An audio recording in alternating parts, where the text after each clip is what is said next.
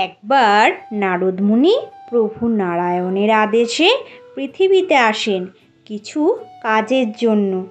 কাজ সেরে ফিরে যাওয়ার পথে এক ধার্মিক ব্রাহ্মণ নারদ মুনিকে দেখে জিজ্ঞাসা করেন যে তিনি কি প্রভু নারায়ণের সাথে দেখা করতে যাচ্ছে। নারদ মুনি উত্তরে বললেন, হ্যাঁ।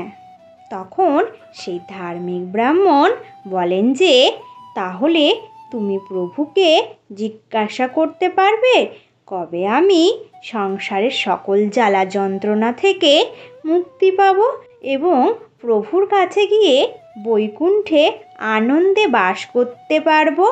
নারদ মুনি বলেন, আচ্ছা ঠিক আছে, আমি জিজ্ঞাসা করব। এই বলে নারদ মুনি সেখান থেকে চলে গেল। কিছুক্ষণ যাবার পর একজন মুচি যে গাছের তলায় বসে জুতো সেলাই করছিল, সে নারদ মুনিকে দেখে জিজ্ঞাসা করলেন যে আপনি কি প্রভু নারায়ণের সাথে দেখা করতে যাচ্ছেন। উত্তরে নারদ বললেন, হ্যাঁ। তখন সেই মুচিও জিজ্ঞাসা করেন যে তাহলে তুমি প্রভুকে কি জিজ্ঞাসা করতে পারবে কবে আমি এই সংসারের সকল জ্বালা যন্ত্রণা থেকে মুক্তি পাব এবং প্রভুর কাছে গিয়ে বৈকুণ্ঠে আনন্দে বাস করতে পারবো। তখন নারদ মুনি বললেন, আচ্ছা ঠিক আছে, আমি জিজ্ঞাসা করব।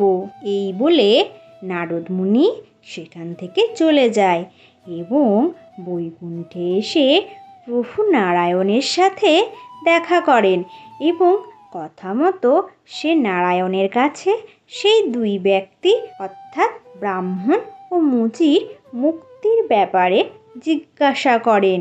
উত্তরে নারায়ণ বললেন, মুচি তার মৃত্যুর পর আমার কাছে এসে আনন্দে থাকবে। তখন নারায়ণ জিজ্ঞাসা করেন, কিন্তু ধার্মিক ব্রাহ্মণের কি হবে।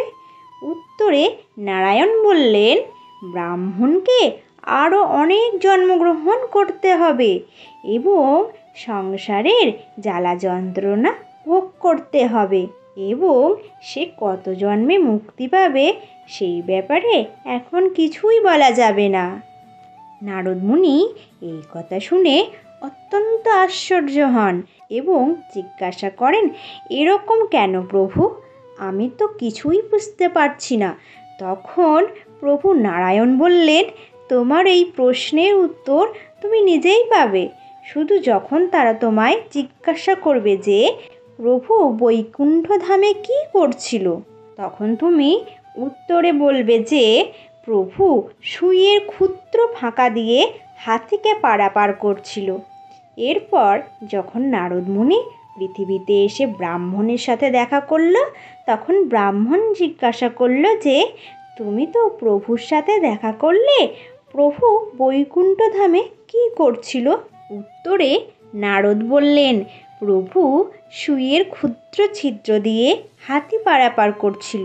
এই কথা শুনে ব্রাহ্মণ বলল, আমি এইসব আজে বাজে কথা জিজ্ঞাসা করিনি। তখন নারদ সাথে সাথে বুঝতে পারলেন যে এই ব্যক্তির ভগবানের ওপরে সত্যিকারের আস্থা বা বিশ্বাস নেই, এর জ্ঞান শুধু পুঁথিগত।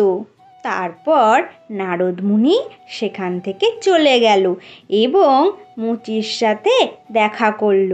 মুচি নারদ মুনিকে দেখে জিজ্ঞাসা করলো যে তুমি তো প্রভুর সাথে দেখা করলে, প্রভু বৈকুণ্ঠ ধামে কী করছিল।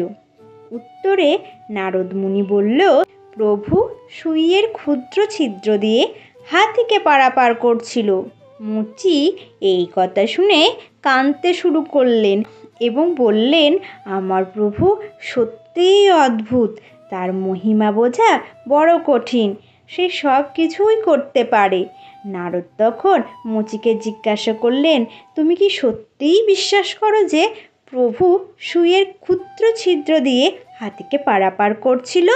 উত্তরে মুচি বলল, কেন বিশ্বাস করব না, অবশ্যই আমি এ কথা বিশ্বাস করি। নারদ মুনি তখন জিজ্ঞাসা করলে যে কেমন করে, কী ভেবে তুমি একথা বিশ্বাস করলে। উত্তরে মুচি বলল, তুমি দেখতে পাচ্ছ যে আমি এত বড় অশ্বত্থ গাছের তলায় বসে জুতো সেলাই করি। তুমি দেখো যে অসংখ্য ফল গাছ থেকে রোজ মাটিতে পড়ছে এবং প্রতিটি ফলের বীজের মধ্যে এরকম একটা বড় অশ্বত্থ গাছ সুপ্ত আকারে আছে। যদি একটা ছোট্ট বীজের মধ্যে এরকম একটা বড় অশ্বত্থ গাছ থাকতে পারে, তাহলে একটা ছোট্ট সুইয়ের ছিদ্র দিয়ে একটা হাতিকে গলানো প্রভুর পক্ষে যে অসম্ভব কিছুই না। সেটাকে মেনে নিতে কিসের অসুবিধা থাকতে পারে? অর্থাৎ ঈশ্বরের প্রকৃত বিশ্বাসী হলো এই ভৌতিক জগতে সকল জ্বালা যন্ত্রণা থেকে মুক্তির একমাত্র পথ। এখানে অন্ধবিশ্বাসের কথা বলা হয়নি, কিন্তু ঈশ্বরের পক্ষে অসম্ভব কিছুই নয়। এই বিশ্বাসটা থাকা অবশ্যই উচিত। তিনি পারেন না এমন কোনো কাজ নেই।